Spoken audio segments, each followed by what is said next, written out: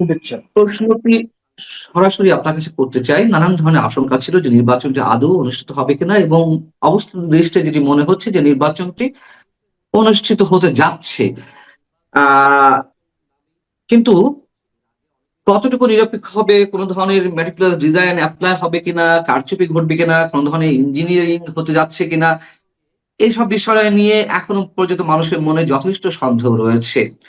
আপনার জায়গা থেকে একটু বিশ্লেষণটা শুনতে চাই। আপনি কি মনে করছেন? একটি বড় দল সে অংশগ্রহণ করছে না এই নির্বাচনে, এবং ওকে অংশগ্রহণ করানোর জন্য কোনো প্রচেষ্টা কেউ করে নাই। এই সরকারও করে নাই, ইলেকশন কমিশনও করে নাই। বরঞ্চ ইলেকশন কমিশন তো 2 হাত আগে গিয়েছে এদেরকে বাদ রাখার জন্য। আপনার আর্মি ইনস্টিটিউশন জেনারেল ওয়াকারুজ্জামান, উনিও এইটা নিয়ে কোনো কিছু করেন নাই। কাজে এই নির্বাচনটার একটি বড় কোয়েশ্চেন মার্ক থেকে যাবে এই নির্বাচনে। 1 নম্বর।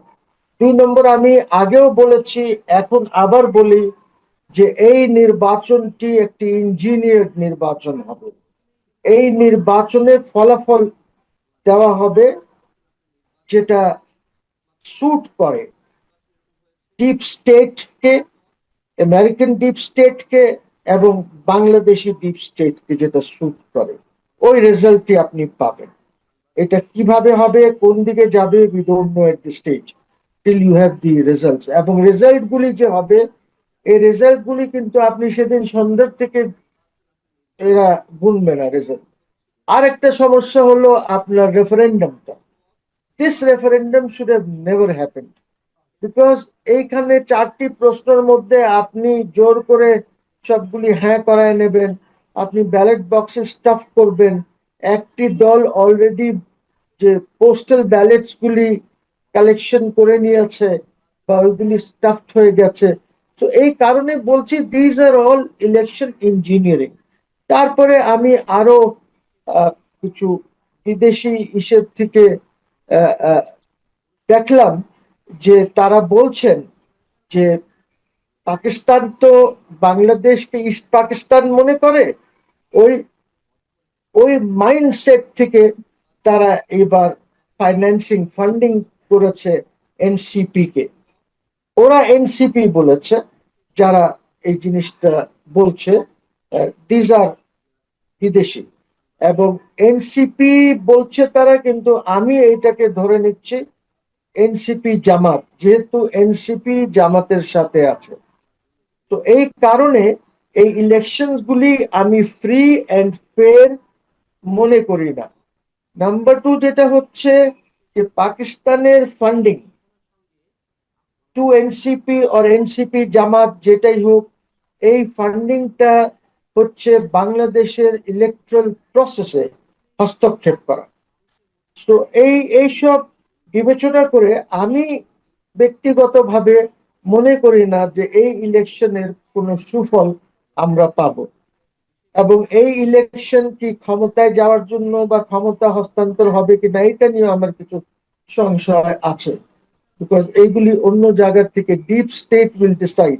আমাদের বাংলাদেশি ডিপ স্টেট, আপনারা দেখেছেন ফেসবুকে অনেক দিন থেকে চলছে যে আমাদের এনএসআই একটি গোপনীয় চিঠি বা মিমো সবাইকে দিয়েছে, যারা প্রশাসনে থাকবেন বা রিটার্নিং অফিসারদেরকে, যে তারা যেন একটি নির্দিষ্ট দলকে যেন তারা জিতান।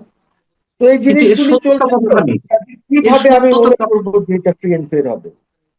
না, এনএসআই এর যেই যে বিষয়টি, যে কথিত চিঠিটি ভাইরাল হয়েছে ফেসবুকে বা সামাজিক যোগাযোগ মাধ্যমে, এর সত্যতা আসলে কতখানি? আপনি একজন সিনিয়র লয়ার হিসেবে, একজন সিনিয়র সিটিজেন হিসেবে আমার তো আপনার কাছে কি মনে হয়? আমার তো সত্যতা এই কারণে বলছি যে এটা সত্যতা আহ, থাকার কথা, বিকজ এনএসআই তো ডিনাই করে নাই। তারা তো ফেসবুকে এসে বা কোথাও এসে ডিনাই করে নাই, বা পত্র কিন্তু সরকারের পত্রিকায় পক্ষ থেকে, ডিনাই করে নাই। সরকারের পক্ষ থেকে এটি ডিনাই করা হয়েছে যে বিভ্রান্তিমূলক এবং মিথ্যা প্রোপাগান্ডা এভাবে দাবি করা হয়েছে সরকারের পক্ষ থেকে। এইটা একটা জেনারেল কথাবার্তা। স্পেসিফিক ডিনায়াল থাকা উচিত ছিল ওদের, যে এই আমাদের নামে এই জিনিসটি ছড়ানো হচ্ছে যেটা সত্য না, একদম স্পেসিফিক যে আমার নামে। ওই এইভাবে একটা জেনারেল ডিনায়াল দিয়ে তো কাজ হবে না, বিকজ যারা এই কথা বলছেন তারাও তো কিছু বুঝে শুনেই বলছেন। ওরা এনএসআই শুধু বলছেন কেন, ওরা ডিজিএফআই বলেন নাই কেন, ওরা এসবির কথা বলেন নাই কেন, ওরা অন্য ইলেকশন কমিশনের কথা বলেন নাই কেন, স্পেসিফিক এজেন্সির নাম কেন বলছেন? আচ্ছা, আমি ইউ পাল্টা আর্গুমেন্টে আন্ডারস্ট্যান্ড? যাই একটু। আপনি তো সিনিয়র প্লিজ। লয়ার দেশে। আমি একটু পাল্টা আর্গুমেন্টে যাই যে জি। আহ, ধরে নিলাম তর্কের খাতিরে যেটি এনএসআই নির্দেশনা দিয়েছে যে 75% ভোট যেন জামাতের পক্ষে যায়, বা হাফ ভোটের পক্ষে এত শতাংশ ভোট যায়, এরকম একটি জিনিস ভাইরাল হয়েছে এনএসআই এর নাম করে। এখন আপনি বলছেন তারা তারা সরাসরি ডিনাই করেনি কেন? তারা যদি সরাসরি ডিনাই করতো, ধরে নিলাম সত্য, তো তারা সরাসরি ডিনাই করলেও বা কি হতো, মানে করেননি কেন যদি সত্য হয়ে থাকে? দেখেন, স্পেসিফিক ডিনায়াল একটা জিনিস, জেনারেল ডিনায়াল দিয়ে তো কাজ হবে না, that is not to be considered. As a lawyer আমি বলি, আমরা যখন একটি মামলা করি বা কিছু করি, কোনো কিছু লেখা থাকলে আমরা বলি যে আমরা এটা স্পেসিফিক্যালি ডিনাই করছি বা ভেহেমেন্টলি ডিনাই করছি, এইগুলি তো আমরা বলি। কিন্তু যদি স্পেসিফিক না হয়, তাহলে that is no denial at all. General denial by others is no denial. ওদেরই নাম বলা হলো কেন? না, নিশ্চয়ই কোনো কিছু থাকবে। এখন ধরুন যে আমি এরকম একটা জিনিস ছড়িয়েছি, আমি ছড়ালাম, ছড়িয়ে পরে আবার আমি বলছি না এটা আমি ছড়াইনি, এটা আমার নির্দেশনা নয়, তাহলে কি সেটা সত্য হয়ে যেত, অথবা সেটা মিথ্যা এইটা প্রমাণিত হতো? তারা যদি বলতো তাহলে আহ, এর সাথে করবোরেটিং কিছু ফ্যাক্টস আছে কিনা সেটা আমরা দেখতাম, সেটা হয়তো নিয়ে আমরা বিবেচনা করতাম। তা তো নাই, ওটা তো বলে নাই। ওকে, আর ফাইন, ঠিক স্পেসিফিক আছে। ডিজির নামে এসেছে, ডিরেক্টর জেনারেলের নামে এসেছে জিনিসটা, যে উনি, এবং অত গোপনীয়, ফর আইজ অনলি, এইভাবে বলা হয়েছে জিনিসটা। আর ডিপ এনিওয়ে, স্টেটের কথা দেখা বলছেন, যাক। ডিপ স্টেটের প্ল্যানিং অনুযায়ী বা তাদের আঁকা যে ছক, সেই ছক অনুযায়ী এই নির্বাচন হচ্ছে, এই নির্বাচনের ফলাফল আসবে। ডিপ স্টেট আসলে এই মুহূর্তে কি চাইছে? দেখেন, এই ডিপ স্টেট সেটাই চাচ্ছে যাদের যাদের জন্য তারা কাজ করছে, ওদের প্রভু যারা আছে, ওদের প্রভুর জন্য তারা কাজ করছে।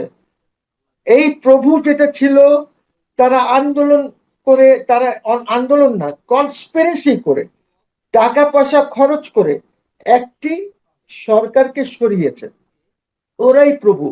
ওই প্রভুদেরকেই তারা খুশি করবে, এবং ওই প্রভু যা চায় সেটাই হবে, সেটাই ওই কি রেজাল্ট চাই, হবে। এখন কি চাইছে বাংলাদেশে, তাদের স্বার্থটি এই মুহূর্তে কি, তারা আসলে এই নির্বাচন বাংলাদেশে কাদের আমি হাতে চায়, এটা, তাদের খেলাটি?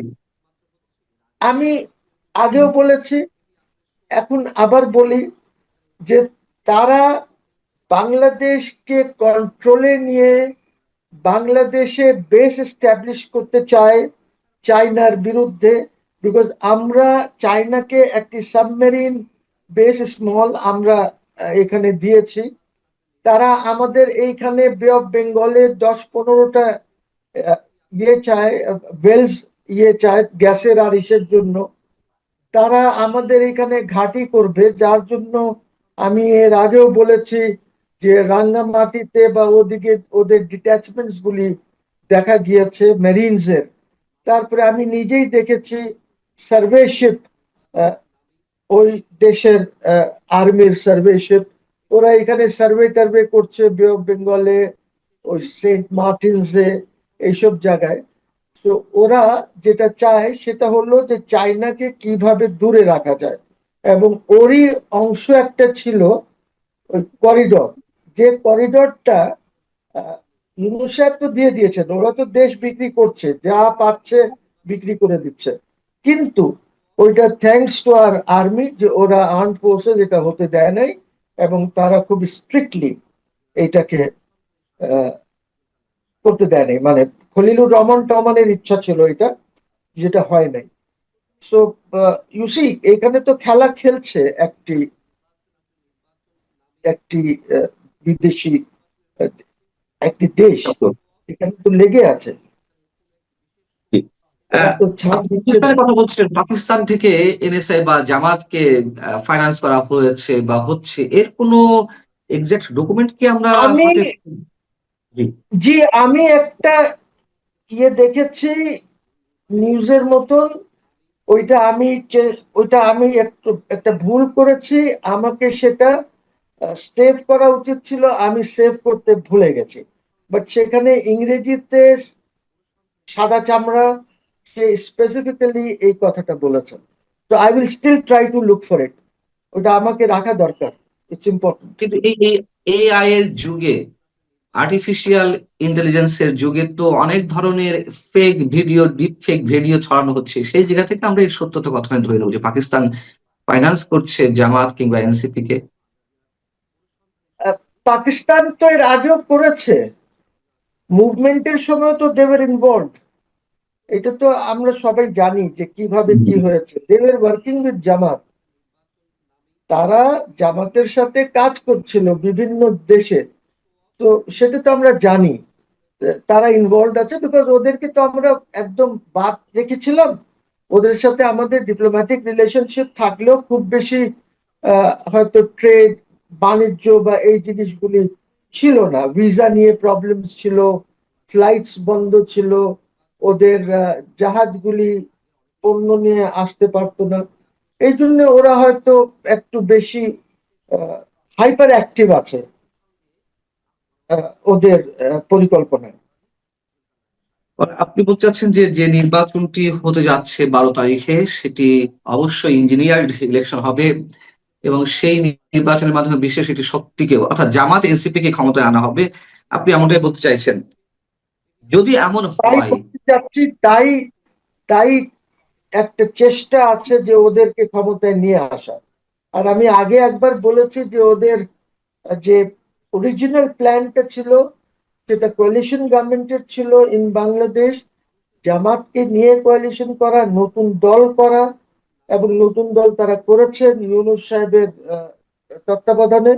এই নতুন দলকে তারা এখন কোয়ালিশনে আনতে চান, এবং পরে পরে নেক্সট 4-5 ইয়ার্স যদি এই ইলেকশনটা টিকে, যদি না টিকে আরেক কথা, যদি টিকে 4-5 ইয়ার্স, তাহলে এই যে যে নতুন দল এনসিপি, এই এনসিপি কে তারা নিয়ে আসবেন ক্ষমতায়। এবং ওদের জন্য কাজ করছে, ধরেন তখন যারা করেছে ওর মধ্যে সবচেয়ে ইম্পর্টেন্ট ছিল দ্যাট ওই মহিলা যারা যারা played a very important role তখন।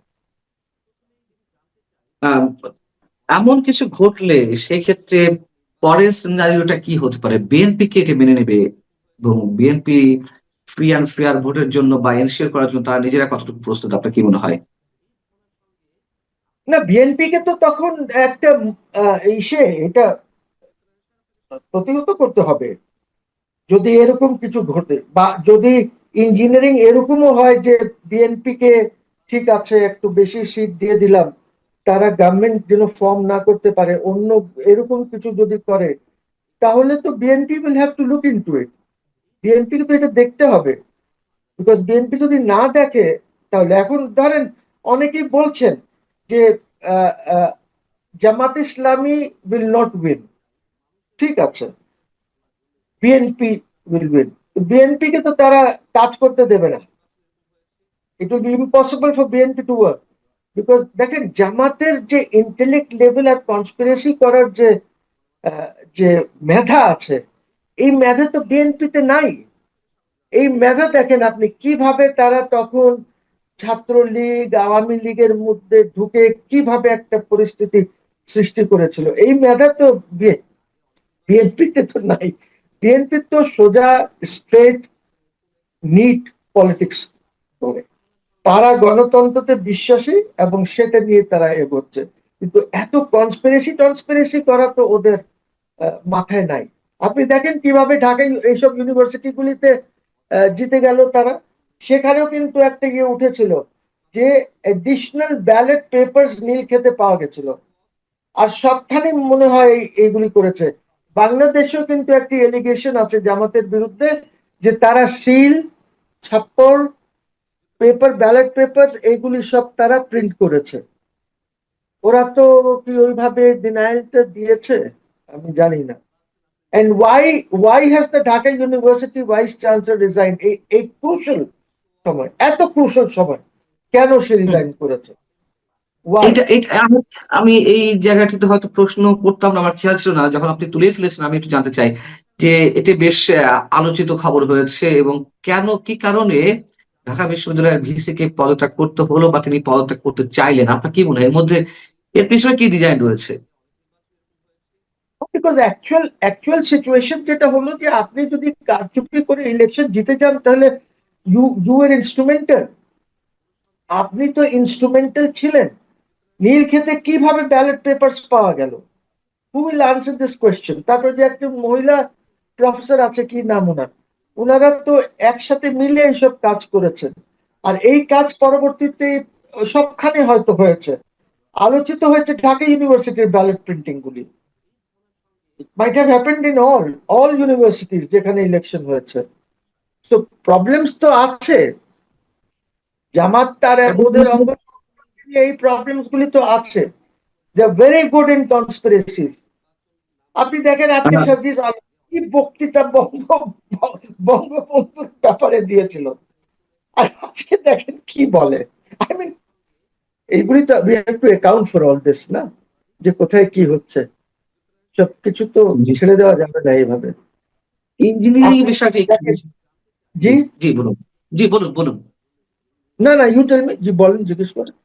না, আমি জানতে চাচ্ছিলাম যে ইঞ্জিনিয়ারিং এর কম্পোনেন্ট গুলো আসলে কি কি হতে পারে, কোন কোন প্রক্রিয়াতে ইঞ্জিনিয়ারিং গুলো ঘটতে পারে, আপনি একটু ধারণা দিবেন? দেখেন, আপনি তো অলরেডি শুনেছেন জামাতের কাছে যে তারা পোলিং বুথস গুলি ব্লক করে দেবে। ধরেন একটা কথা বলছি, ওদের লোক সকাল থেকে সেখানে লাইন করে ফেলবে যেন, আর স্লো ভোটিং করে দেবে। এই দেখেন, আপনি ওদের বুদ্ধিটা দেখেন কোথায়। ইউ সি, সো ওদের সাথে বুদ্ধিতে, এই চালগুলিতে ইটস ভেরি ডিফিকাল্ট, বুঝছেন? বিকজ অন্যরা তো এই লেভেলে চিন্তা করছে না বা করে না। তো এইটা ধরেন একটা ইঞ্জিনিয়ারিং। আর জি একটা ইঞ্জিনিয়ারিং হবে যে একদিন বা 2 দিন পর যখন ব্যালট পেপার কাউন্টিং হবে, কাউন্ট করবে, তখন ওইটার মধ্যে ইঞ্জিনিয়ারিং হবে। বিকজ আমি আগেও বলেছি যে গুনতে হবে ইমিডিয়েটলি, আজকে গুনতে হবে সন্ধ্যায়। এবং ফর্ম 16 যেটা আছে, ওই ফর্ম 16 আপনাকে দিয়ে দিতে হবে কে কত পেল, এবং এজেন্টদের হাতে সেটা দিয়ে দিতে হবে, এজেন্টের সই থাকবে ওটার মধ্যে। ইঞ্জিনিয়ারিং হবে 19-এ গিয়ে, ফর্ম 19 যেটা আছে, ওই ফর্ম 19 যেটা হচ্ছে রিটার্নিং অফিসার যে ডিক্লারেশনটা দেবে যে অমুক ব্যক্তি জিতেছে, ওইখানে রেজাল্ট থাকবে না, অমুক ব্যক্তি জিতেছে। তো আপনি যদি ফর্ম 16 গায়েব হয়ে যায়, বা যদি এজেন্টসরা না পায়, হিসাব তো করতে পারবেন না যে কে কোথায় কত পেল। তো এই ইঞ্জিনিয়ারিংটা also is coming from Pakistan. Pakistan Imran খানকে হারানোর জন্য ফর্ম 46 আর 47 নিয়ে খেলেছে, সবাই জানে যারা একটু পলিটিক্স বা ইয়ে তো ফলো অডিয়েন্স করে। উদ্দেশ্যে একটু একটু ক্লারিফাই করার চেষ্টা করি অডিয়েন্সকে বোঝানোর জন্য আপনার মাধ্যমে। ধরুন এই ঢাকা এটি 10 নম্বর আসন, 10 নম্বর আসনে 1000টি সেন্টার রয়েছে, ভোট কেন্দ্র রয়েছে, 1000টি ভোট কেন্দ্রে প্রিজাইডিং অফিসার থাকবে। তো তারা ওইখানকার বিভিন্ন দলের এজেন্ট যারা থাকবে তাদের সিগনেচার নিয়ে ওই কেন্দ্রের ফলাফল প্রত্যেকে রিটার্নিং অফিসারের কাছে জমা দেবে, তাই না? তো মনে করুন যে জি না, মোহাম্মদ, আপনি যারা বুথে থাকবে, এই বুথের থেকে নিয়ে ওই ওই প্রেসাইডিং অফিসার এই এইগুলি করে দেবে, করে হ্যাঁ এজেন্টসদেরকে দিবে, এজেন্টের সই নেবে ওই ফর্ম 16-এ। হ্যাঁ জি আর এইটা তারপরে সে পাঠিয়ে দেবে রেজাল্টটা রিটার্নিং অফিসারের কাছে। হ্যাঁ রিটার্নিং অফিসার এইগুলি টেবিলেট করে একটা ঘোষণা দেবে, উইচ ইজ ফর্ম 19। তো জি পাকিস্তানে যে প্রবলেমটা হলো সেটা হলো যে সবাই এজেন্টসরা ফর্ম 46 নিয়ে গেছে। তো ওরা তো কাউন্ট করে দেখছে যে এখানে আমি জিতেছি, এখানে হুম আমার দল জিতেছে, এখানে আমার দল জিতেছে, 46 টেবিলেট করে হুম, তারা হুম। নিজেরাই দেখছে। কিন্তু রিটার্নিং অফিসার তো ফর্ম 47-এ দিয়ে দিয়েছে ঘোষণা আরেকজনের। দ্যাটস না, তখন ইঞ্জিনিয়ারিং। তখন কি তিনি ধরা পড়বেন না? সে 1000 ভোট কেন্দ্রের মধ্যে 1000 ভোট কেন্দ্রের মধ্যে টোটাল রেজাল্টে মনে করুন যে আহ, ময়ূর মার্কা জিতলো। এখন ময়ূর জি, মার্কা জেতার পরে এখন ঘোড়া মার্কা ঘোড়া মার্কাকে বিজয়ী ঘোষণা করা হলো। কিন্তু ময়ূর মার্কার আলাদা আলাদা সিট তো রয়েছে, কোন কোন কেন্দ্রে ময়ূর মার্কা জিতেছে, কোন কোন কেন্দ্রে ঘোড়া মার্কা জিতেছে, এবং কে কতটা আহ, আহ, ভোট পেয়েছে। তো এই রেজাল্ট তো দুই পক্ষের কাছেই রয়েছে। যখন রিটার্নিং সব কর্মকর্তা সব ওটা পক্ষের কাছে আছে। হ্যাঁ, যখন রিটার্নিং কর্মকর্তা বা জেলা প্রশাসক ওটা উল্টে দেবে, যদি দেয়, জি, সেক্ষেত্রে তিনি যদি কেউ চ্যালেঞ্জ করে তাহলে তো ওপেন হয়ে যাবে যে তিনি কি রেজাল্ট উল্টে ঠিক দিলেন আছে, কিনা। সেটা তো চ্যালেঞ্জ হবে, বাট এইটার উপরে গ্যাজেট করে দেবে তো, এই রিটার্নিং অফিসারের ইসে গ্যাজেট করে দেবে, তারপরে আপনার কাছে কি থাকলো, গো টু দি ইয়ে ইলেকট্রাল ইলেকশন ট্রাইব্যুনাল, যেটা রাইট। হাইকোর্টে হবে, সেখানে মানে তখন আপনাকে তারপরে আবার মানে এই যে নির্বাচনের পর আর ফাঁস করেন একটা ইনফরমাল কথা আছে, সেটাই আর কি, যে নির্বাচনের পর গেজেট করার পরে, ফলাফল গেজেট হওয়ার পরে আর ওইসব চ্যালেঞ্জ ফ্যালেঞ্জ তেমন কিছু যায় আসে না। কিছু রাইট, কিছু আসে যায় না, কারেক্ট। আপনি ওই কি বলে ইলেকশন ট্রাইব্যুনাল গুলিতে আপনি পুরো 5 বছর পার করে যেতে পারবেন, কোনো অসুবিধা হবে না, আমরা করেছি। তাহলে যদি এমন কোনো ঘটনা ঘটেই, বাংলাদেশ তাহলে কোন দিকে যাচ্ছে?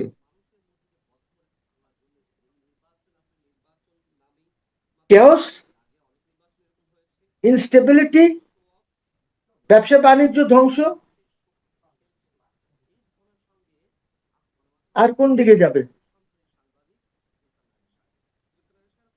আর আহ, তো যাওয়ার কোনো পথ নাই। আর যদি খুব বেশি খবর যদি আর্মি কন্ট্রোল না করতে পারে, তাহলে there be other problems. You might have অন্য দেশের একটি এখানে, যেরকম আমরা যাই না পিস কিপিং মিশনে, যদি খুব বেশি কেওস হয়ে যায়, একটি মোটামুটি সিভিল ওয়ারের দিকে সবখানে গন্ডগোল হচ্ছে, সেখানে কি হবে? সেখানে পিস কিপিং মিশন আসবে। দেখেন, আর্মির অনেক বড় রোল আছে, army has made a mistake, শুরুর থেকেই মিস্টেক করে আসছে তারা। ওয়াকারুজ্জামান সাহেব শুরুর থেকে, এবং এইটা আমি কালকে ফেসবুকে লিখেছি, I send it to you, পড়ে দেখেন। এটা ইংরেজিতে আছে, ইংলিশে আছে, আপনি পড়ে দেখেন। আমি আমি স্পেসিফিক্যালি নির্বাচনের বলেছি যে আজকে জি, রাষ্ট্রতে এই যে সমস্যাগুলি হচ্ছে, এটার কারণ হচ্ছে because of an error by the army establishment and general Waker. আমি ফলাফল ঘোষণার ক্ষেত্রে আরেকটি প্রশ্ন আপনাকে করতে চাই। যেহেতু সবার সামনেই জেলা প্রশাসক বা রিটার্নিং কর্মকর্তা ফলাফল ঘোষণা করতে হয়, সেক্ষেত্রে যদি ওই যে ময়ূর মার্কা জিতলেও যদি ঘোড়া মার্কার কে বিজয়ী ঘোষণা করা হয়, এবং সেখানেও তো সব দলের প্রতিনিধিরা উপস্থিত থাকেন, সেক্ষেত্রে তারা যখন বাধা দিবেন। বাধা দিলে কি হবে? মারপিট হবে, কেওস হবে, কিন্তু ওইটা তো সে পাঠিয়ে দেবে ইলেকশন কমিশনকে, ইলেকশন কমিশন গ্যাজেট করবে, ইলেকশন কমিশনে তো আর এটা নিয়ে হিয়ারিং হবে না, রিটার্নিং অফিসারের এখানেও কোনো হিয়ারিং নাই, you have to go to the election tribunal, আর কোনো হিয়ারিং নাই। আওয়ামী লীগের ফিরে আসা নিয়ে এইটা নানান ধরনের কথা। ইঞ্জিনিয়ারিং। জি। আপনি দেখেন কত কত প্রশাসক, কত পার্সেন্ট প্রশাসক জামাতের লোকজন আছে, এসপি কত পার্সেন্ট জামাতের লোক, মেজরিটি কিন্তু জামাতের লোক এগুলি। আর ওরা তো আগের থেকে সেটিং করেছে। BNP made the mistake of চান্দাবাজি, দখলবাজি, টেম্পো দখল, বাস দখল, ওরা এটা করে নাই। ওরা খুব কৌশলে তাদের লোকজনকে সবখানে বসিয়ে দিয়েছে, বিকজ ওরা জানে যে ইঞ্জিনিয়ারিং করতে হলে এইভাবে বসাতে হবে। They have done this, they have done this successfully. তারপরে দেখি কি হয়। ডক্টর ইউনূস সাহেব আমরা তিনি তো জাতীয় যা উদ্দেশ্যে বলছি এগুলি অ্যানালিসিস করছি যে কোথায় কি আছে, পুরো জিনিসটা দেখে, বাট তারপরে কি হবে লেটেস্ট সি। আমি কিছু ভালো দেখছি না,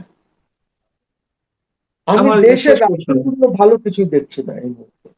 আমার শেষ প্রশ্ন ডক্টর ইউনূস সাহেব তার জাতীয় উদ্দেশ্যে ভাষণে তিনি মন্তব্য করেছেন যে দ্রুততম সময়ের মধ্যে নির্বাচিত সরকারের কাছে ক্ষমতা হস্তান্তর করা হবে। তার এই বক্তব্যে আমরা কতটুকু আস্থা রাখতে পারি?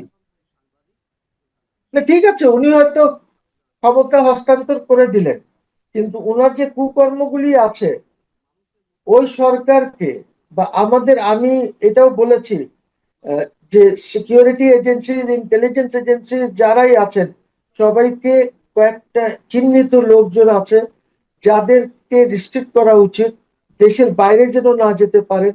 এবং we have to build a momentum, পাবলিককে এগিয়ে আসতে হবে, একটা মোমেন্টাম বিল্ড করতে হবে যে এদের ব্যাপারে একটা ইনকোয়ারি করা হোক।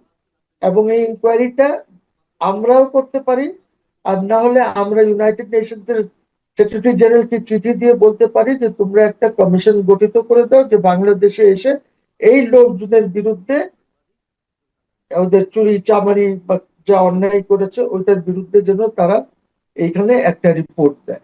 We can do this. Neutral থাকার জন্য ওই পলিটিক্যাল গভর্নমেন্ট এই কাজটা করতে পারে। আমরা তো ইউনুসের মতন কাজ করব না যে ওনার বন্ধু তুর্ক, ওয়াল্টার তুর্ক না কি নাম ওর, তুর্ক, হ্যাঁ, ওই তুর্ককে দিয়ে উনি এই যে লাস্ট যে চিঠি একটা পলিটিক্যাল পার্টিসদের প্রেসারে যেটা উনি চিঠি দিয়েছেন ওরা ওয়াল্টার তুর্ককে দিয়েছেন। ওয়াই? ওইটার সাথে হিউম্যান রাইটস কমিশনের তো কিছু নাই, ইউএন হিউম্যান রাইটস কমিশন। এই ওয়াল্টার তুর্কি দেখেন আর্মিকে চিঠি দিয়েছিল যে আমরা মিশনে থাকবো না যদি এখানে আমরা ইয়ে না করি, ওর যে some kind of letter Walter দিয়েছে। Who's Walter Turk? কেন এটা একসেপ্ট করলো আর্মি? এত মিশন নিয়ে এত ইয়ে, দেশ ধ্বংস হয়ে যাবে, ওরা কি মিশনে থাকতে পারবে? দেশই না থাকে কিসের মিশন করবে তারা? তারা ওয়ার্ল্ড তোর এর আগে 111-এও দেখেন একটা ইউএনডিপির একটা চিঠি এনে 111 ঘটিয়েছিল। সো কোয়েশ্চেন ইজ যে আপনি কি করছেন, কোথায় করছেন, এইগুলি ইনকোয়ারি হওয়া দরকার। নিশ্চয়ই স্বীকার করবেন যে আমাদের খুবই প্রত্যাশিত একটা নির্বাচন। গত 15-17 বছরে অনেকবার নির্বাচন নামে একটা অনুষ্ঠান হয়েছে। মানুষ কতজন নির্বাচনে ভোট দিতে পেরেছেন এটা বলা বড় কঠিন। আবার অনেকে তো এমন মত প্রকাশ করেন যে ভোট দিতে পারলেই কি প্রত্যাশার পরিপূর্ণতা আসে। তো আমরা এই সমস্ত বিষয় নিয়ে কথা বলবো। আজ আমাদের সম্মানিত অতিথি সিনিয়র সাংবাদিক জনাব আরশাদ মাহমুদের সঙ্গে। জনাব আরশাদ মাহমুদ, আপনাকে আমাদের অনুষ্ঠানে স্বাগত জানাচ্ছি। আপনাকেও ধন্যবাদ এবং আপনার মাধ্যমে আপনার দর্শকদের ধন্যবাদ। আরশাদ ভাই, গত বেশ কিছুদিন ধরে ধারাবাহিক ভাবে আপনার সঙ্গে আমি কথা বলছি এবং আপনি নির্বাচন নিয়ে এবং নির্বাচন যারা পরিচালনা করবেন, যারা নির্বাচনের আয়োজন করবেন, যে সরকারের অধীনে নির্বাচন হবে সেই সরকারের বিভিন্ন যারা উপদেষ্টা আছেন তাদেরকে নিয়ে নানা বিষয়ে এবং সামগ্রিক পরিস্থিতি নিয়ে কিন্তু আপনার নানা রকম মূল্যায়ন আমরা শুনেছি। এখন একেবারে শেষ প্রান্তে এসে আপনি কি বলবেন, সব মিলিয়ে কেমন হতে যাচ্ছে নির্বাচন? আমি সম্ভবত আপনার অনুষ্ঠানেও বলেছি আগে এবং আমি লিখেছি একের পর এক অনেকগুলো নিয়ে। প্রথম কথা হলো যে বর্তমানে সারা বিশ্বে নির্বাচন যে ব্যবস্থা, অর্থাৎ গণতান্ত্রিক প্রক্রিয়ায় নির্বাচন হবে, এটাতে আমার কোনো আস্থা নাই, আমার কোনো বিশ্বাস নাই। এবং আমি দুই দেশের নাগরিক এবং কোথাও আমি ভোট দেই না। আমি বাংলাদেশেও ভোট দিই না, আমেরিকাতেও ভোট দিই না। দিছিলাম আগে, মানে বাংলাদেশে লাস্ট আমি সম্ভবত 70 সালে তো আমার ভোট দেওয়ার বয়স হয়নি, তখন আমি দিতে পারিনি। কিন্তু আমি খুব জোরালো ভাবে আওয়ামী লীগের পক্ষে, শেখ মুজিবুর রহমানের পক্ষে কাজ করেছি। তার কারণ আমরা সবাই ভেবেছিলাম যে পাকিস্তানি অপশাসন থেকে, পাকিস্তানি শোষণ থেকে আমরা মুক্ত হব এবং আমরা সুন্দর স্বাধীন বৈষম্যহীন একটা রাষ্ট্র পাবো এবং যেখানে সবার সমান অধিকার থাকবে, সবাই নিজের ভালো মন্দ নিজে বুঝে নিতে পারবে, রাষ্ট্র তাদেরকে সাহায্য করবে। কিন্তু দুর্ভাগ্যজনক ভাবে স্বাধীনতা পেলাম আমরা ঠিকই 71 সালের 16ই ডিসেম্বর, মানে 72 সাল থেকে আমরা করি। এবং এ পর্যন্ত যতগুলো নির্বাচন হয়েছে, এবং প্রত্যেকবারই বলা হয় যে নির্বাচনের মাধ্যমে দেশের আমূল পরিবর্তন হবে, ভালো দল আসবে, কিন্তু সত্যিকার অর্থে সাধারণ মানুষের কোনো ভাগ্যের কোনো পরিবর্তন হয়নি, শুধুমাত্র শাসকের পরিবর্তন হয়েছে। কিন্তু শোষিত যারা ছিল তারা এখনো ওইরকম ভাবেই শোষিত হচ্ছে। যেমন আমি প্রায় বলি যে আমাদের বাড়িতে সাহায্য কর্মী যারা আছেন, যেমন বাবুর মা অরিফা, এরা বংশ পরম্পরায় মানুষের বাড়িতে কাজ করে। এবং আমি যখন তাদের মাঝে মাঝে জিজ্ঞেস করি যে তোমরা কি ভোট দিবা, তা ভোট দিয়ে আমরা কি করব, আমাদের কি হবে। তো এই যে মানুষের, সাধারণ মানুষের যে এই যে তারা উৎসাহ পায়, যে উৎসব হচ্ছে, যেমন আমার বাসায় একজন বলছে যে আমি কিশোরগঞ্জে বাড়ি, আমার বলল যে খালু আমি তো ভোট দিতে যাবো। আমি বললাম, আলহামদুলিল্লাহ যাও। তারপরে আমি আজকেও দেখলাম সে আসছে, আমি বললাম তুমি গেলা না, বলে যে কি করবো, পরে বাস টাসে উঠতে পারি না, এই জন্য আর যাইনি। আচ্ছা যাই হোক, যে কথাটা মূল আহ, কথাটায় আসি। আর তারপরে আমি ওই 1996 সালে মনে হয় সম্ভবত লাস্ট ভোট দিয়েছিলাম। 73 সালে ভোট দিই নাই। তার কারণ 73 সালে ভোট দিই নাই একটাই কারণে, তার কারণ তখন তো আওয়ামী লীগের শেখ মুজিবুর রহমানের শাসন ছিল আমাদের জাতির জনকে। এবং সেই মানে ভোটে যে মানে কি ধরনের বড় ধরনের রিগিং বা জালিয়াতি হতে পারে সেটা নিজের চোখে দেখেছি সেই সময়। হুম। এবং আপনাদের স্মরণ করিয়ে দেই, যারা অনেকেই হয়তো তখন তাদের জন্ম হয় নাই বা সেই মনেও নাই, মেজর জলিল ছিলেন জাসদের প্রার্থী 1973 সালের নির্বাচনে। এবং যেদিন ভোট গণনা শুরু হয় সেদিন বিকেল বেলা থেকেই আমরা দেখতে পাচ্ছিলাম উনি বরিশালের একটা আসন থেকে প্রতিদ্বন্দ্বিতা করছিলেন এবং বহু ভোটে তিনি এগিয়েছিলেন। কিছুক্ষণ পরে দেখা গেল যে হঠাৎ করে সেই কেন্দ্রে ভোট স্থগিত হয়ে গেল।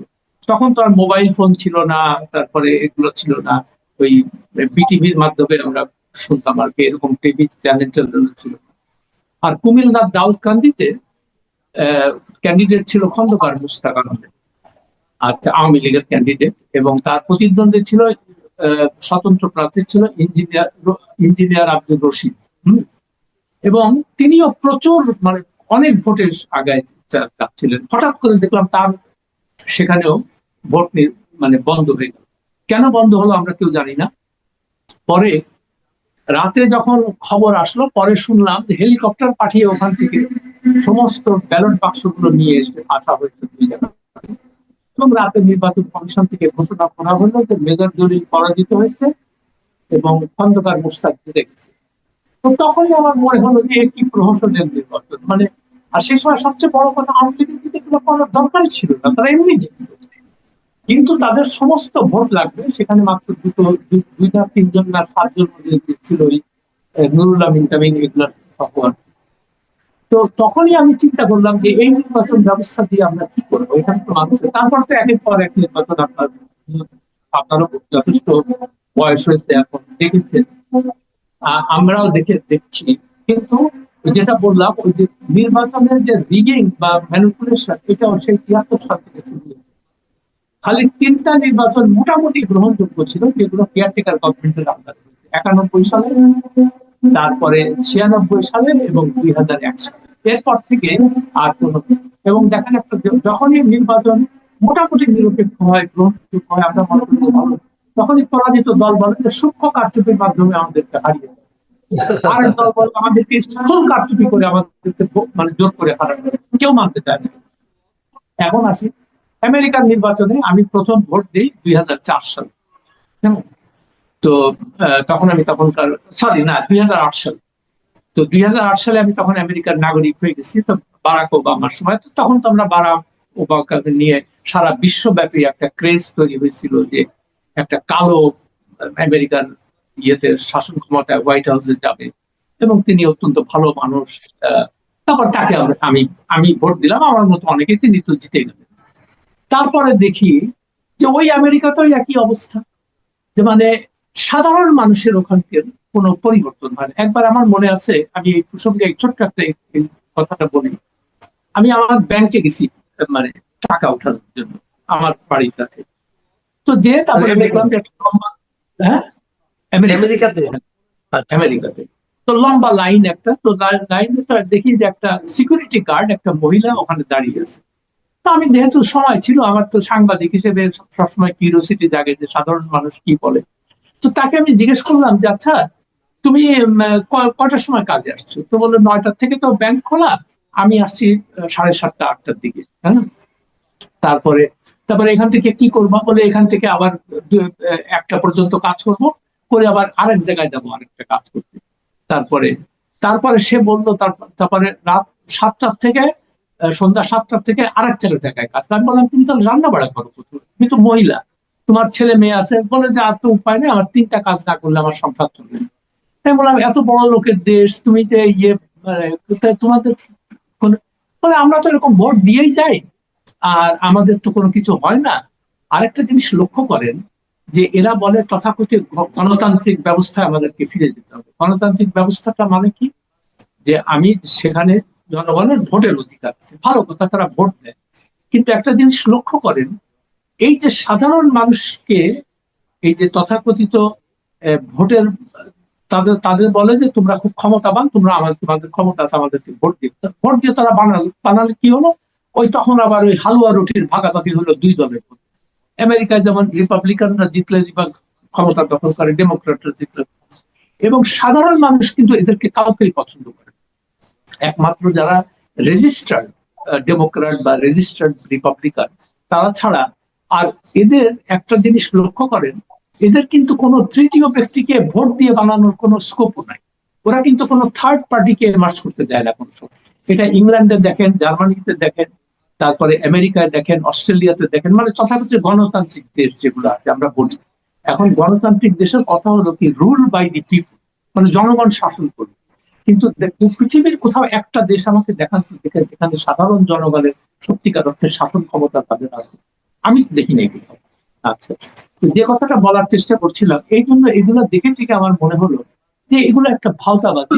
এই পশ্চিমা বিশ্ব সারা বিশ্বকে গেলাইছে যে এইটা হলো মেন আসল কি বলে পদ্ধতি, এবং এটার মাধ্যমে দেশের সাধারণ মানুষের উন্নতি হয় না, উন্নতি হয় ওই শাসন ক্ষমতায় যারা অলিগার্ক বলে ইংরেজিতে, এই অলিগার্কই শাসন করে সব জায়গায়। এবং যার জন্য দেখেন, মানে রিপাবলিকানদের অপছন্দ করে, তার ভোট দেবে কাকে? ডেমোক্রাটরা ওই এসে একই কাজ করবে। তারা যুদ্ধ বিগ্রহ লাগাবে সারা জায়গায়, তারা কর্পোরেশন গুলো যা বলবে সেই বিষয়ে তারা কাজ করবে। হোয়াইট হাউসে যে বসে থাকে তার অ্যাকচুয়ালি কোনো ক্ষমতা নাই। এখন ট্রাম্পের বেলা অবশ্য অন্যরকম, সে একটু আনপ্রেডিক্টেবল, টেম্পারামেন্টাল, এবং তার নিজের ব্যবসায়িক স্বার্থ সেটা সবসময় দেখে, এবং সবাই দেখে সেটা। ওই জো বাইডেন অথবা হয়তো মুখে বলতো না, কিন্তু দেখেন সেও তার ছেলেকে দিয়ে নানান অপকর্ম করিয়েছে, এবং শেষ পর্যন্ত চলে যাওয়ার সময় তার ছেলেকে ওই মানে সাধারণ ক্ষমার মধ্যে মাফ করে দিচ্ছে, তার তো জেল হইতো। যাই হোক, এই যে কথাটা বললাম, এই জন্য আগামীকালকে যে নির্বাচনটা হবে, আমার ব্যক্তিগতভাবে আমার কোনো আশাও নাই, প্রত্যাশাও নাই, ওই একটাই কারণে। তার কারণ আমি দেখেছি যে একটা ওই রিপাবলিকান এর মতো এগুলো আওয়ামী লীগ অথবা বিএনপি। তো দুঃখজনক ভাবে বা সুখকর ভাবে আওয়ামী লীগ তো মাঠে নাই এবার। তো মাঠে নাই, সেটাও ধরে নিলাম যে তারা স্বৈরাচার ছিল। কিন্তু আমি একটাই কথা বলবো, তারা যদি এত অন্যায় করে থাকে, এত করবে, তো তাদেরকে ভোট দিয়ে আমরা দেখতাম যে আসলেই তাদের কোনো জনপ্রিয়তা আছে কিনা। তাহলে অন্তত মানুষকে মানে বলা যেত যে না, আমরা একটা ইনক্লুসিভ মানে অন্তর্বর্তী করে নির্বাচন দিছিলাম, এই দেখো আওয়ামী লীগ তো চিল্লাচিল্লি করে যে তাদের অনেক সমর্থন আছে, এই হচ্ছে তাদের সমর্থন। তখন মানুষ সেটা বুঝতে পারে। যাই হোক, সেটা যেহেতু তারা মাঠে নাই, এখন মাঠে আছে কারা? বিএনপি এবং জামাত ইসলাম। বিএনপির ক্ষমতা তো আমরা দেখেছি আগে, তারা কি করে, তারা মানে তারা কিভাবে দেশ চালায়, তারাও স্বজনপ্রীতি করে, তারাও লুটপাট করে, দুর্নীতির সঙ্গে জড়িত ছিল। তারেক রহমান নিজেও হাওয়া ভবনের মাধ্যমে এই সমস্ত অনেক আমরা সবাই জানি। তবু এগুলো বলা দরকার এই কারণে যে আমরা হুজুগে না মেতে ডিসপ্যাশনেটলি আমরা চিন্তা করে দেখি যে আসলেই এই তথাকথিত গণতান্ত্রিক শাসন ব্যবস্থা আসলেই দেশের সাধারণ মানুষের ভাগ্যের কোনো উন্নয়ন করে। এটা হচ্ছে, এই জন্য আমার কোনো নিজের কোনো আগ্রহ নাই ভোট দিতে, আমি ভোট দিতে যাবো না। কিন্তু কোশ্চেনটা হলো, তারপরেও তো মনে করেন আপনি গত কিছুদিন আলোচনা আমরা বিভিন্ন সময় দেখেছি যে নির্বাচন নিয়ে যে সমস্ত অনিয়ম হয়েছে এবং যেগুলো আপনার কাছে অনিয়ম লেগেছে সেগুলো নিয়ে তো আপনি কথা বলেছেন। তার মানে নির্বাচনটা যতটুকুই আর যাই হোক, এটাতে কোনো ভাগ্যের পরিবর্তন না হলেও নির্বাচনটা ভালোভাবে হোক, এমনটি তো আপনি চান। হ্যাঁ, এমনটা চাই। এই কারণে আমি চাই সুশাসন আসুক, কেমন তাদের জবাবদিহিতা থাকুক। যারা শাসন ক্ষমতায় যাবে তাদের যেন জবাবদিহিতা থাকে। তো এসে যেমন আমি সবসময় একটা কথা বলি যে এই দেশের সর্বপ্রধান 1 নাম্বার 2 নাম্বার 3 নাম্বার, এই 1 নাম্বার সমস্যা দুর্নীতি, 2 নাম্বার সমস্যা দুর্নীতি, 3 নাম্বার সমস্যা দুর্নীতি। এবং ক্ষমতা একটা বিশেষ গোষ্ঠীর কাছে মানে হাতে থাকে। সেই গোষ্ঠীটা কারা? সেগুলো ওই যারা ক্ষমতায় আসবে ইয়ে হয়ে আর আমলাতন্ত্র এবং সামরিক এবং বেসামরিক আমলাতন্ত্র। আপনি একটা জিনিস দেখেন, চিন্তা করে দেখেন যে আমাদের দেশের টোটাল বাজেট হয় প্রায় 8 লক্ষ কোটি টাকা। এর মধ্যে সরকারি কর্মকর্তা কর্মচারী আর ডিফেন্সের মানে সামরিক বাহিনীর লোকজনের জন্য আপনার প্রায় 87,000 কোটি টাকা তাদের জন্য দিতে হয়, তাদের সুযোগ সুবিধা, বেতন ভাতা, তাদের ঘর বাড়ি এসব করার জন্য। তো আপনি একটা দেশে 18 কোটি মানুষের দেশে যদি 18 লক্ষ লোকের জন্য এইরকম ব্যবস্থা রাখেন, তাহলে মানে সাধারণ মানুষের ভাগ্যে কিভাবে উন্নতি হবে বা ভাগ্যের কেমন, এটা তো আমার জানা নেই। আর দ্বিতীয় দেখেন, আমরা যে বলি বৈষম্যহীনতা আমরা কমাবো, কিভাবে আপনি বৈষম্যহীনতা কমাবো? আমার তো মাথায় আসতেছে না এটা। বিকজ তারপর সেটা যদি করতে হতো, তারপর এদেরকে সুযোগ সুবিধা দেওয়ার জন্য আপনি কি হচ্ছেন, এদেরকে ধরেন 5,000 স্কোয়ার ফিটের বাড়ি দিতে হবে মানে আমলাদের, এক একটা কর্নেল জেনারেল তাদেরকে 3500, 3600, 5,000 স্কোয়ার ফিটের বাড়ি দিতে হবে। তার মানে কি, আপনি কারো কাছ থেকে কারো ভাগ্যের জিনিস বা তাদের ভাগের জিনিস আপনি এনে তাদেরকে দিচ্ছেন, দিয়ে তাদেরকে খুশি রাখতেছেন। কেন খুশি রাখতেছেন? এদের হাতে ক্ষমতা, আর্মির হাতে ক্ষমতা, আমলাদের হাতে ক্ষমতা, এবং আর ক্ষমতাহীন কারা? দেশের সাধারণ জনতা। আবার দেখেন কি মানে কি আয়রনি, দেখেন আমাদের সারা জায়গায় দেখবেন যে বলে কি, আমাদের সংবিধানে আছে না যে এই দেশের মালিক কারা? দেশের মালিক হলো জনগণ। তো দেশের মালিক যদি জনগণ হয়, হ্যাঁ, তো দেশের মানে মালিকরা বস্তিতে থাকে কেন? আর সিভিল সার্ভেন্ট মানে ভৃত্যরা তারা থাকে 5,000 স্কোয়ার ফিটের বাড়িতে। এটা কি সিস্টেম? সিস্টেমটা কি এটা? তো এই জিনিসটা যতদিন উল্টা না হবে, অর্থাৎ যারা দেশের প্রকৃত মালিক তাদেরকে ওই বড় বড় বাড়িতে থাকতে দিতে হবে। আমি তো বলি যে বস্তিতে যত মানুষ আছে সব মানুষদের নিয়ে এসে এই মন্ত্রী পাড়া, মিনিস্টার্স হোস্টেল, সেক্রেটারির জায়গা, সেনাবাহিনীর যত বড় বড় জায়গা আছে, এদেরকে ওইখানে দিয়ে ওদেরকে বস্তিতে পাঠাবে। তাহলে বুঝবো যে দেশে বৈষম্যহীন সমাজ প্রতিষ্ঠা হবে। তাছাড়া কিভাবে সম্ভব? এটা আপনি আমাকে বলেন, বুঝান আমাকে। হ্যাঁ, না আপনি ঠিকই বলেছেন এটা, কিন্তু তারপরেও এমন একটা হুজুগ তৈরি করা হয়েছে আমাদের মধ্যে যে বোঝানো হচ্ছে যে তুমি দেশের মালিক, এবং সেই মালিক তার অধিকার একদিনই প্রয়োগ করতে পারে 5 বছরে, সেটা নির্বাচনের মাধ্যমে। এবং সেটাও আবার গত 15 বছর ওটাও ছিল না। ওই যে একটা যে লোক দেখানো অথবা আপনার একটা মানে এই সান্ত্বনা পুরস্কার হিসেবে যে একটা ভোট দেওয়ার ব্যবস্থা, সেটাও তো 15 বছর ছিল না। আবার এক্ষেত্রে আপনি বললেন যে তাও তো আবার সবাইকে সুযোগ দেওয়া হচ্ছে না। সবাই যে ভোটে দাঁড়াবে, সবাই যে জনগণের মত মানে আপনার গ্রহণ করবে অথবা করবে না, আওয়ামী লীগকে তো রাখাই হলো না। আপনি খুব ভালো বলেছেন, আমার কাছে এটা মনে হয় যে আওয়ামী লীগকে রাখা উচিত ছিল। তাহলে জনগণই বলতো যে তারা আওয়ামী লীগকে কতটা অপছন্দ করে। না, সেটি আমার আমার আমার মনে খালি এই প্রশ্ন যে ওরা যদি এত অন্যায় করে, এবং কি অন্যায় করেছে আমাদের চোখের সামনে কিন্তু দেখা, এবং আমি গত 15 বছর এগুলো নিয়ে ধারাবাহিকভাবে লিখে গেছি। শেখ হাসিনা স্বৈর শাসন নিয়ে, পরিবারতন্ত্রের যে কি কুফল একটা দেশে হতে পারে সেটা আপনারা লিখেছি। তো সেই জন্য আমি চাচ্ছিলাম যে ভোটে তাদেরকে দাও, দিয়ে দেখো যে আসলেই তাদের পক্ষে লোক আছে কিনা, এটা আমরা দেখতে চাই। তো এখন আর হয় কি, অনেকটা ওই যে কাল্ট ফিগার, যেমন শেখ মুজিবুর রহমানের নামে বা হাসিনার নামে এখনো অনেক লোক অন্ধ অন্ধ। আমাকে অনেকে গালাগালি করে যে আপনি, আপনার এত বড় দুঃসাহস, আপনি জাতির পিতাকে নিয়ে এগুলো লেখেন, এটা সেটা। আমি তো, আমার তো বক্তব্য না, আমি খালি তাদের যে কার্যকলাপ গুলো সেগুলো তুলে ধরি, এবং সাংবাদিক হিসেবে আমার দায়িত্বই সেটা, সত্য কথাগুলোকে লোকজনের সামনে উপস্থাপন, সেটাই আমার দায়িত্ব, এবং সেইটাই আমি করার চেষ্টা করি। ঠিক একই সাথে বেগম খালেদা জিয়া বা জিয়াউর রহমানের যে পরিবার, দেখেন উনি নিজের আর্থিকভাবে সৎ ছিলেন, সত্যিকার অর্থে উনি আর্থিকভাবে সৎ ছিলেন, এবং উনি তো কোনো কিছু রেখে যান নাই। কিন্তু খালেদা জিয়া বলেন বা তারেক রহমান বলেন, তারা তো সব গুলশান টুলশানে থাকে, তাদের বিরাট বড় বড় বাড়িতে থাকে, তো তাদের তো কোনো অভাব অভিযোগ নাই। আপনি লন্ডনের থেকে আসছেন, এসে এসে গুলশান, কোথায় উঠেছেন? গুলশানে উঠেছেন, বিশাল বাড়িতে। আচ্ছা, ভালো কথা, আপনারা সরকার থেকে বাড়ি দিচ্ছে, খুবই ভালো কথা এখন। কিন্তু আমার কথা হলো যে আপনি তো জনগণের কাছে যখন যান, জনগণ ঠিক আপনাকে মানে, এটা তাদের পক্ষে ইয়ে যে আমরা থাকি বস্তিতে, এরা থাকে গুলশানে, তো এরা আমাদের বন্ধু হবে, এরা আমাদের ভালো মন্দ বুঝবে কিভাবে? এটা খুব স্বাভাবিক একটা চিন্তা তাদের মাথায় আসা, স্বাভাবিক। আর সত্যি কথা, এখন আপনি বলতে পারেন যে তাহলে আপনি কোন সিস্টেমে যেতে চান। আমি সত্যিকার অর্থে যে সিস্টেমটা চাই, আমি দুইটা মানে সিস্টেমের কথা বলি, দুইটা দেশের কথা। একটা দেশ সিঙ্গাপুর, আমরা সবাই জানি কেমন। তো তার একটা লি কুয়ান ইউ, সিঙ্গাপুরের যে প্রতিষ্ঠাতা মানে সৃষ্টি করেছেন লি কুয়ান ইউ, তো তার একটা অটোবায়োগ্রাফি আমি পড়েছিলাম 2 খণ্ডে, বেশ সত্যিকার মানে অসাধারণ একটা বই, কিন্তু 2 খণ্ডে আর কি, বেশ মোটা। তার তার তো প্রথম জীবনে যে কি করেছে না করেছে এগুলা ইয়ে, তার দ্বিতীয় বইটার নাম ছিল, দ্বিতীয় খণ্ডটার, from third world to first, কেমন। তো সেইটা বলছেন যে সিঙ্গাপুর যখন স্বাধীন মালয়েশিয়া থেকে সেপারেটেড হয়, বা মালয়েশিয়া তাদেরকে বের করে দেয় যে তোমাদের কোনো ভবিষ্যৎ না, তোমরা আমাদের জন্য বার্ডেন। তো তখন সেই বিখ্যাত ছবিটা এখনো মানে আমি দেখেছি বহুবার, আপনারাও দেখেছেন, যে লি কুয়ান ইউ তখন হাউ হাউ করে কাঁদতেছে যে আমাদের হবেটা কি? আমাদের তো কিছু নাই। হম। তারপরে দেখেন, একটা নেতৃত্ব যদি সৎ হয় তাহলে কি করতে পারে একটা দেশকে।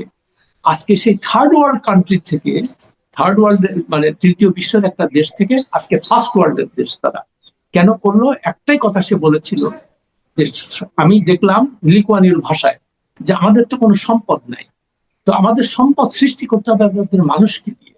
মানুষকে কিভাবে সম্পদ করে? তাদেরকে তাদের মেধা উন্নতি করতে হবে, তাদের লেখাপড়া শিখাইতে হবে, এবং দুর্নীতি ভাবে কোনোভাবেই যেন দুর্নীতি করার কেউ না করতে পারে, দুর্নীতি করলে তার রেহাই। এবং উনি যেদিন প্রথম 1957-এ প্রথম মানে ইয়ে করলো, ওই মন্ত্রিসভা ইয়েগুলো, সবাইকে উনি বললেন তোমরা সাদা শার্ট, সাদা প্যান্ট আর সাদা জুতা পরবো। তো একজনে জিজ্ঞেস করলো যে এটার সিম্বল, এটা কি মানে কারণ? বললো যে white is the symbol of incorruptibility, মানে সাদা হইলো যে তোমার মধ্যে কোনো দুর্নীতি নাই, এবং সবাইকে পোশাক পরায় সেটা নিয়েছে। এবং আপনার মাধ্যমে আপনার দর্শকদেরকে বলি, সিঙ্গাপুরের সিভিল সার্ভেন্ট যারা মানে আমলা যারা, তাদের বেতন কিন্তু পৃথিবীর সব থেকে বেশি, পৃথিবীর আমেরিকার থেকেও বেশি। আমেরিকার প্রেসিডেন্টের যা বেতন, সিঙ্গাপুরের প্রাইম মিনিস্টারের বেতন অলমোস্ট তার দ্বিগুণ। হ্যাঁ। তো কেন বলে সে, উনি মানে লি কুয়ান ইউ এই কথাটা বলেছে যে আমি একটাই জিনিস করতে চাই, যে তোমরা তোমাদের যেন কোনো দুর্নীতির আশ্রয় না নিতে হয়, এবং দুর্নীতি করলে তোমাদের রেহাই। তো এখন দেখেন দেশটা ওই কথা, আমি তো একটাই কথা বলবো, যে আমাদের গণতন্ত্র দরকার নাই, কোনো কিছু দরকার নাই, খালি ওইরকম একটা শাসক দরকার, এবং যে একটা জিনিস এনশিওর করবে যে এই দেশে কোনো দুর্নীতি থাকবে না। মানুষ কোনো জায়গায় গেলে সেখানে মানে দুর্নীতি বা ঘুষ দেওয়া ছাড়া সে কাজটা করাইতে পারবে। আমি কিছুদিন আগে সিঙ্গাপুর গেছিলাম। তো আমার একটা অভ্যাস হলো, আমি যখনই যে দেশে যাই আমি ট্যাক্সিতে উঠেই ওই ট্যাক্সি ড্রাইভারের সঙ্গে আলাপ করি তার দেশ নিয়ে। তো আমাদের যেটা হয়, আমি চিন্তা করলাম যে আবার এইখানে ট্যাক্সিতে নিব, আবার এদিক ওদিক দিয়ে ঘুরে আবার বিচারে বাড়াবে কি, এরকম চিন্তা থাকে না আমাদের, তো আমরা তো সবসময় এরকম। তো আমি তার ট্যাক্সি ওয়ালাকে জিজ্ঞেস করতেছি যে দেখো ভাই, তুমি তো এদিক ওদিক দিয়ে যাবা না? তো সিঙ্গাপুরিয়ানরা তো খুব ভালো ইংরেজি বলে সবাই আর কি। তো আমার বলতেছে হোয়াট আর ইউ টকিং। তো সে আমার প্রশ্ন বুঝতেই পারেনি। তো আমাকে বলতেছে তুমি এখান থেকে যাবা তোমার হোটেলে, দেয়ার ইজ এ ওয়ে, মানে সবকিছুই ঠিকই আছে, তো তুমি আমাকে কেন বলতেছো যে আমি এদিক ওদিক দিয়ে ঘুরে যাবো? এই কথা কেন বললাম? তোমার কথা বুঝতেছি না। মানে আমি নিজেই লজ্জা পেলাম যে তখন আমি বলছি যে এই দেশে যে তোমরা যে সরকারি অফিসে যাও, করাপশন এটা হয় না, ঘুষ কোনো ইম্পসিবল। এখানে করাপশনের কোনো সিস্টেমই নেই। এই যে একটা সাধারণ একটা ট্যাক্সি ড্রাইভারের মনে একটা জিনিস হয়েছে যে এইখানে কোনো করাপশন, তো খালি আমার ওই দেশটার কথা চিন্তা হয়। কাল ইদানিং কালে আরেকজন শাসকের কথা বলি, তাকে সেই দেশ সম্পর্কে অনেকে জানে না। দেশটার নাম হলো বুরকিনা ফাসো। পশ্চিম আফ্রিকার একটা ছোট্ট দেশ, বেশি জনসংখ্যা খুবই কম, এবং তার একটা নতুন শাসক আসছে, মিলিটারি রুলার। তার নাম হলো ইব্রাহিম তারোরে। তার বক্তৃতা শুনতেছিলাম আমি সেদিন। তো তার মূল কথাটা হলো যে তারাও কলোনিয়াল সিস্টেমে ছিল, আমাদের মতো উপনিবেশ ছিল। তো সে বললো যে দেখো, এই আমাদের কলোনিয়াল মাস্টাররা আমাদেরকে শিক্ষা দিয়ে শিক্ষিত করছে, আমাদেরকে উন্নতি করার নাম নিয়ে সমস্ত আমাদের যা রিসোর্সেস ছিল সব লুট করছে, এখানে লুট করে আমাদেরকে ভিখারি বানাচ্ছে। এবং সব আমরা ওইসব দেশে গেলে আমাদের ভাগ্য উন্নয়ন হবে, আমরাও সবাই ওখানে যেতে চাই। কিন্তু একবারও আমরা কেউ চিন্তা করি না আচ্ছা আমাদের দেশটাকে আমরা কিভাবে ভালো হবো, যার জন্য আমাদের অন্য কোথাও যেতে হবে। আজকে দেখেন সিঙ্গাপুরের পাসপোর্ট পৃথিবীর সবচেয়ে স্ট্রংগেস্ট, সবচেয়ে শক্তিশালী পাসপোর্ট, তাদের কোথাও ভিসা লাগে না। কিন্তু আমেরিকার পাসপোর্টের র্যাঙ্কিং হলো 10 নম্বরে, আর সিঙ্গাপুর হলো 1 নম্বরে। এবং তো এইটা কেন কেন তারা করেছে, জানে যে সিঙ্গাপুরিয়ানরা ওই সিঙ্গাপুর ছেড়ে অন্য কোথাও যে মানে থেকে যাবে না বা অ্যাসাইলাম চাবে না। তাহলে এমন একটা দেশ তারা তৈরি, এরকম একটা দেশের আমি স্বপ্ন দেখি। তবে এই প্রসঙ্গে আরেকটা কথা বলি, ধরেন সত্যি কথা বলতে গিয়ে আওয়ামী লীগ, জামাত বা জাতীয় পার্টি নিয়ে আমার কোনো আশা নাই, আমার কোনো প্রত্যাশাও নেই। আমি তারা আমাদের শাসন করছে, তাদের শাসনের কি অবস্থা ছিল আমরা দেখেছি। তবে জামাতে ইসলামী আমি বলে নেই, আমি কিন্তু জামাতের সমর্থক। তার কারণ 1971 সালে তাদের যে ভূমিকা ছিল এটা তো আমি দেখেছি আমার চোখের সামনে কি দিকে। ফলে আমি তাদের সমর্থক না, কিন্তু তারা একটা কথা বারবার করে বলছে যে, যেমন ডাক্তার শফিকুর রহমান, যে আমরা ক্ষমতায় আসলে প্রথমেই যে কাজটা করব, আমরা দুর্নীতি করব না এবং কাউকে আমরা দুর্নীতি করতে দিব না, এবং পাচারকৃত অর্থ আমরা দরকার হলে তার কলজার থেকে আমরা টেনে বের করে নিয়ে আসবো। এইটা কিন্তু আমি তারেক রহমানের মুখে শুনতেছি না। বলে দুর্নীতির কথা, বলে দুর্নীতি করো, কিন্তু 3-4 নম্বরে বলে। তারা বলে যে ভালো দেশ দিব, এগুলো ভেগ কথা। আমি কখনোই মানে আশা করবো না সত্যি কথা। এখন তারেক রহমান যদি ফেরেস্তা না হয়ে থাকে, এবং তারেক বিএনপি যে জিতবে বলেও কেন জানি আমার মনে হচ্ছে না, আমার এটা ব্যক্তিগত আমার ধারণা।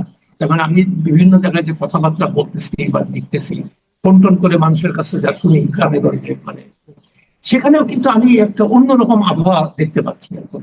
সেটা আগামীকালকে প্রমাণ হবে যে এখন যে বিএনপি, আমি জানি না বিএনপি যদি ক্ষমতায় আসে, তাদের কাছে আমার, তারেক রহমানের কাছে আমার একটাই প্রত্যাশা থাকবে, আপনি 1 নম্বর প্রায়োরিটি দেবেন যে আপনি এটা শফিকুর রহমানের মতো বলেন যে আমি দুর্নীতি করবো না এবং আমরা কাউকে দুর্নীতি করতে দিব না। যেমন শফিকুর রহমানের কাছে যদি জামাত ক্ষমতায় আসে, তাদের কাছেও আমরা একই, আমার অন্তত প্রত্যাশা, আমার অন্য কোনো কিছু দরকার নেই, খালি দুর্নীতিটা যদি আপনারা বন্ধ করতে পারেন, এই দেশের সমাধান, প্রতিটা সমস্যার সমাধান এই এমনি হয়ে যাবে। এখন যে ওই যে বন্দর নিয়ে শুনতেছিলেন যে এই অন্তর্বর্তী সরকার খুব লাফালাফি শুরু করছিল যে দিয়ে দেবো, ঘুষ টুস বন্ধ হবে। তো আমার কথা হলো যে ইউনূস সাহেব প্রথমে এসে যদি নিজের সম্পত্তি জনসম্মুখে প্রকাশ করে বলতেন যে যেই দুর্নীতি করে প্রত্যেকেই সম্পত্তির হিসাব দিতে হবে, তাহলে দেখতেন সব জায়গায় বন্দরও কারো দেওয়া লাগতো। বন্দরের দুর্নীতি এমনি। আসাদ ভাই, আপনি তো একদম শুরুর দিক দিয়েই বলছিলেন একটা কথা, যে এই উপদেষ্টারা কেন তাদের সম্পদের হিসাব দিচ্ছে না। তো আমি তো দেখলাম গতকালকে সব উপদেষ্টা একসঙ্গে সম্পদের হিসাব দিয়ে দিল জনগণের কাছে। আমার ধারণা নিশ্চয়ই এটা আপনার চোখে পড়েছে। তো এটা দেখে তো মনে হয় যে ওনারা আসলে কেউ তেমন একটা দুর্নীতি করেন নাই, কারণ ওনাদের সম্পদ খুব একটা বৃদ্ধি হয় নাই। তো আপনি কি বলবেন? আচ্ছা দেখেন, এদের এই যে চাতুরি গুলা লক্ষ্য করে, তারা এমন একটা সময় সম্পদের হিসাবটা দিল, যেমন যখন মানুষের এটা নিয়ে কোনো আগ্রহ নেই, মানুষ এখন সব নির্বাচন নিয়ে চিন্তা করছে, ভোট দিতে পারে, এগুলো নিয়ে কোনো আলোচনা দেখবেন না। তারপর তারা খুব জেনে শুনে ক্যালকুলেটেড ওয়েতে এই কাজটা করেছে। আর একটা দেখেন, আমি অন্যান্য উপদেষ্টারা কি করছে তা আমার জানার দরকার নাই, আমি প্রধান উপদেষ্টার কথা, আপনি তো জাতির কাছে প্রতিশ্রুতি দিয়েছিলেন যে আপনি আসার সঙ্গে সঙ্গে এগুলো আপনারা জনসম্পর্কে আপনার তো আপনার 1.5 বছর লাগলো কেন? তার মানে তো আপনার জিনিসটা ছিল আপনার কাছে, আপনি আগে কেন? আর 2 নম্বর কথা, ওনাকে দেখাচ্ছি যে ওনার 15 কোটি টাকার সম্পত্তি আছে। তো আমরা এতদিন কি শুনতাম, তার অফিস থেকে বিভিন্ন জায়গা থেকে বলতে এইরকম নির্লোভ, তার কোনো গাড়ি নাই, বাড়ি নাই, স্থাবর সম্পত্তি কিছুই নাই, গ্রামীণ ব্যাংকের মালিকানা নাই। তো যদি তাই না থাকে, তার 15 কোটি টাকা আসলো করতে, তাই না? আর 2 নম্বর দুদকে যে তার বিরুদ্ধে মামলাটা হয়েছিল, পদ ফাঁকির মামলা, 666 কোটি টাকা, যেটি উনি নির্বাহী আদেশে মওকুফ করে দিয়েছেন। তো যে লোকের সম্পত্তি নাই, কোনো কিছুই নাই, তো তার 666 কোটি টাকা মানে ট্যাক্স হয় কি করে? তার তো ট্যাক্স হওয়ার কথা জিরো। ট্যাক্স রিটার্ন যেটা দেই, আমরা যেটা দিই, সেখানে তো জিরো থাকার কথা, বিকজ আমার তো কিছু নাই। তো সেখানে 666 কোটি টাকার কর কেন মওকুফ করতে হলো? এই যে এটা তো কোনো ব্যাখ্যা নেই। এবং এই জন্য এটা হয়তো ওনার নয়, ওটা হয়তো গ্রামীণ ব্যাংকের কর হতে পারে, ওনার না, পার্সোনাল না কি? ওটা কোনো আমি ছিল? সেই ব্যাপারেও আমার একটু কনফিউশন আছে, আমাকে অনেকে এটা এক্সপ্লেনেশন দিতে পারে। আমি ধরলাম সেটা গ্রামীণ ব্যাংকেরই কর ধরে নিচ্ছি, আচ্ছা, তাহলে আপনি গ্রামীণ ব্যাংকের এই করটা কেন মৌকুফ করাইলেন? তার মানে কর তো হয়েছিল, ট্যাক্স তো হয়েছিল, সেটা আপনি কেন মৌকুফ করাইলেন? তাহলে অন্যান্য ব্যাংকে যে কর দিত, যারা কর দেয়, তারা কেন এই ট্যাক্সের এক্সেম্পশনটা কেন পাবে? তো আপনি একই দেশের দুই রকমের আইন, গ্রামীণ ব্যাংকের জন্য এক আইন, অন্যদের জন্য এক আইন। এটা কি কোনো এই তো বৈষম্য যে সৃষ্টি হয়? দেখেন, বৈষম্যের ব্যাপারে আরেকটা কথা বলি। এই যে সমাজে অনেক সংঘাত দেখেন না, মানুষ ক্ষুব্ধ, কোনো ইয়ে পাবে, তার কারণটা কি? যখন একটা মানুষ, একটা বেকার ছেলে দেখে যে আমার চাকরি নাই, বাকরি নাই, আমি আমি কোনো পেপার দেখেছি, আর এরা 5,000 স্কোয়ার ফিটের বাড়ি, এরা বড় বড় গাড়িতে চলে, তার তো একটা ক্ষোভ হয় যে এদের মারবো, তো আমার টাকা লুট করে নিয়ে এদের এই সমস্ত ভোগবিলাস। তো সেই জন্য আমি বলি, দেশের স্বার্থে, দেশের, আপনার যদি সত্যি দেশকে দেশের জনগণকে ভালোবাসেন, তাদের অবস্থার উন্নতি করতে চান, তবে আল্লাহর ওয়াস্তে আপনারা বৈষম্য কমানোর চেষ্টা করেন, এবং এই আমলাদেরকে মানে মানে একটা আইন পাস করতে হবে যে সরকার থেকে সরকারি কর্মকর্তা কর্মচারীদের আর কোনো বাড়ি গাড়ি এগুলো কিছু দেওয়া হবে না। পৃথিবীর কোথাও নাই এগুলো, খালি ওই ইন্ডিয়া পাকিস্তান যেগুলো কলোনিয়াল সিস্টেমে ছিল ওইগুলোতে না। আমেরিকার মতো জায়গায় আবারও আপনার একমাত্র প্রেসিডেন্ট আর ভাইস প্রেসিডেন্ট ছাড়া তাদের কোনো সরকারি বাড়ি নেই। সুপ্রিম কোর্টের চিফ জাস্টিস, তার কোনো সরকারি বাড়ি নেই। তাদেরকে একটাই কথা বলে যে তোমাদের আমরা বেতন দিচ্ছি অন্যান্য সবার মতো। ওই বেতনে তারা যেভাবে চলে, তুমিও সেইভাবে চলবে। আমি যে বৈষম্যহীন সমাজ সৃষ্টি করতে চাই, তো এগুলো তো বলতে হবে। ইংল্যান্ডেও তাই দেখেন, একমাত্র নাম্বার 10 ডাউনিং স্ট্রিট এবং নাম্বার 11 ডাউনিং স্ট্রিট, মানে একটা হলো প্রধানমন্ত্রী আর একটা হলো অর্থমন্ত্রীর বাড়ি ছাড়া, আর রাজার বাড়ি